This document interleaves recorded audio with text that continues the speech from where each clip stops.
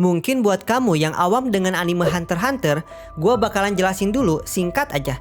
Jadi di anime ini tuh ada pekerjaan yang disebut dengan hunter. Intinya mereka tuh orang-orang yang suka berpetualang, berburu monster, mencari harta karun, dan sebagainya. Nah, ada asosiasi yang menaungi mereka semua, yaitu asosiasi hunter. Yang mau gue bahas di video ini tuh, ada kejadian di anime ini di mana ketua asosiasi hunter yang bernama Netero meninggal akibat pertarungan monster yang kuat banget. Terus, bawahan-bawahan Netero yang berjumlah 12 orang atau biasa disebut dengan 12 zodiak ditugaskan untuk mengatur dan menentukan pemilihan ketua selanjutnya lewat pemilu. Pas gua lihat kondisi di salah satu negara yang mungkin fiksi, otak gua jadi liar banget. Gua gak bisa nahan lagi frustasi dan kesal yang gua rasain. Ya gua jadi kepikiran sama momen yang ada di anime Hunter x Hunter ini. Di sini ada salah satu dari 12 orang itu yang bernama Jing Frix. Dia adalah orang paling menyebalkan dan punya tingkah paling aneh dibandingkan ke-12 anggota lainnya.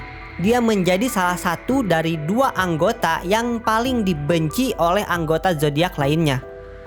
Jing melakukan beberapa skema untuk mengatur alur dari pemilu ini. Yang pertama, dia udah bisa nebak apa yang akan terjadi pada saat rapat para zodiak. Rapat itu pasti menyimpulkan untuk memungut kertas secara acak yang berisi saran peraturan-peraturan untuk pemilu. Setiap anggota zodiak harus menuliskan ide peraturan pemilu mereka dalam sebuah kertas. Lalu yang terpilih, maka peraturan yang dia sarankan bakalan dipakai. Karena Jing menyadari semua itu, maka dia menyiapkan kertas tersebut jauh sebelum rapat itu dimulai. Dan dia juga meminta bantuan untuk memenangkan kertas dia pada orang yang kemungkinan besar bakalan ditugaskan untuk mengundi kertas-kertas itu. Maka terpilihlah secara terencana kertas saran peraturan dari Jing. Skema kedua, dia menulis 5 peraturan terkait pemilu dengan komposisi 4 peraturan yang sebenarnya, lalu 1 peraturan sebagai umpan. Disinilah kehebatan Jing. Dia tahu kalau anggota lain itu nggak suka sama dia. Jadi ketika kertas peraturan dia yang terpilih, dia udah bisa bayangin penolakan-penolakan yang bakalan terjadi. Untuk itu dia membuat peraturan kelima yang isinya adalah hal yang benar-benar tidak bisa diterima.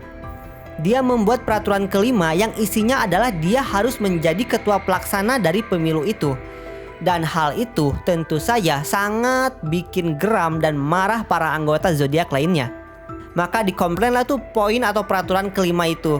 Cuman ya tanpa babi bu, Jing langsung menyetujui mereka. Dia tidak masalah kalaupun poin kelima itu mereka tolak.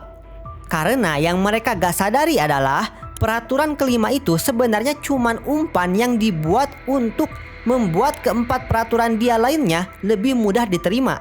Tanpa sadar, para anggota zodiak akan membayangkan betapa buruknya peraturan kelima, sehingga peraturan 1 sampai 4 seperti hal yang lebih bisa diterima. Gua dulu pas nonton scene ini, anjir gua langsung mikir, ini skema yang bisa dipakai buat berbagai macam hal. Bahkan kalau kata si Jing sih, ini sebenarnya skema yang cukup lumrah dilakukan oleh para penjahat untuk mengatur dan mengontrol persepsi orang lain. Gue jadi kepikiran, apakah ada yang ngelakuin skema yang mirip atau sama seperti Jing? Membuat ulah yang sangat tidak bisa diterima dan memancing pertentangan yang besar hanya untuk membuat pertentangan terhadap ulah yang lainnya terasa lebih bisa diterima. Atau ada yang menganggap rakyatnya tidak bisa berbuat apa-apa dan cuman bisa diem aja. Kalau lu nih misalkan tinggal di sebuah negara yang seperti itu atau berada dalam kondisi seperti itu, menurut lu kenapa itu bisa terjadi? Sebenarnya apa yang mau mereka lakukan?